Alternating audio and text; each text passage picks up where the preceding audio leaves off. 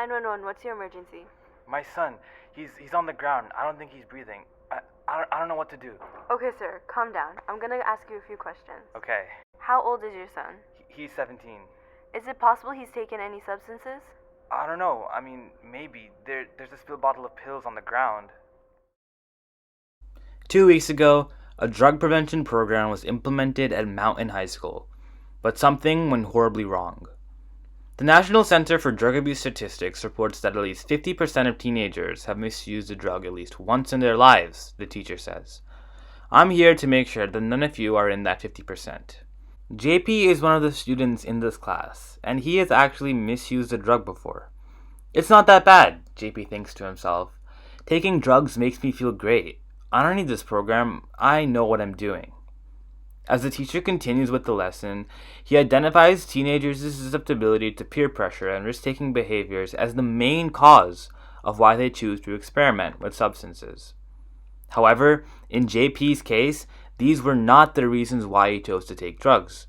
He took them because he needed a way to escape the difficulties of his daily life.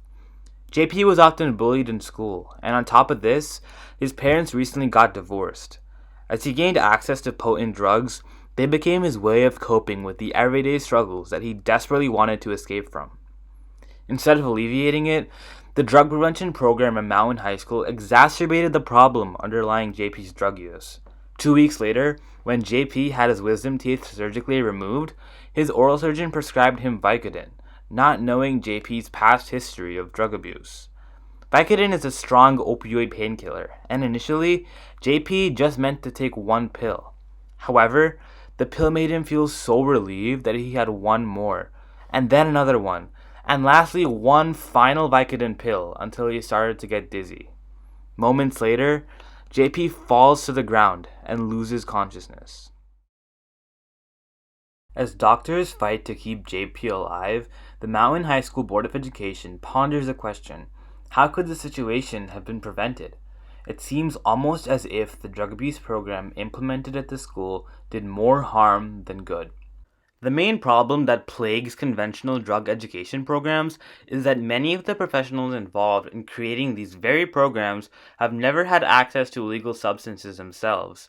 Obviously, possession of such substances would be illegal, but many adolescents do have ready access to illegal drugs and would not face the same consequences as medical professionals for possessing them. It is incredibly difficult to tailor a program to a population group whose needs are misunderstood in the first place. For example, in JP's story, he was told that peer pressure and the thrill of risk-taking were the reasons that someone like him would take drugs. But JP had no one around him when he accidentally overdosed.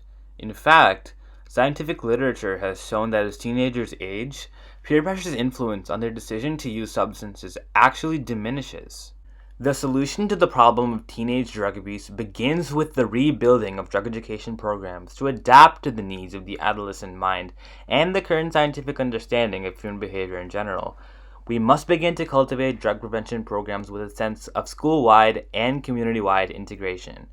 Scientific literature has consistently shown that an individual's family often has the most powerful impact on their habits as children and adults, and modern drug education programs must keep a holistic view of the family's influence on the behavior of their child in mind.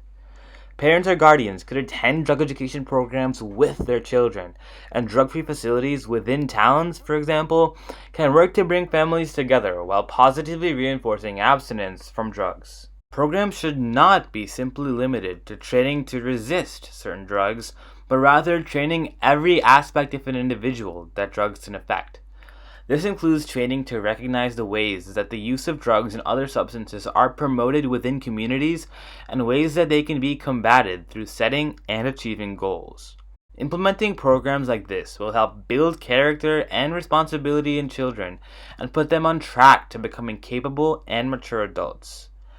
As behaviors change over time, societal norms will inevitably begin to follow suit as well. And although ambitious, with the correct implementation of public health education, a drastic and permanent reduction in the incidence of drug abuse on a global scale could become a reality in the near future.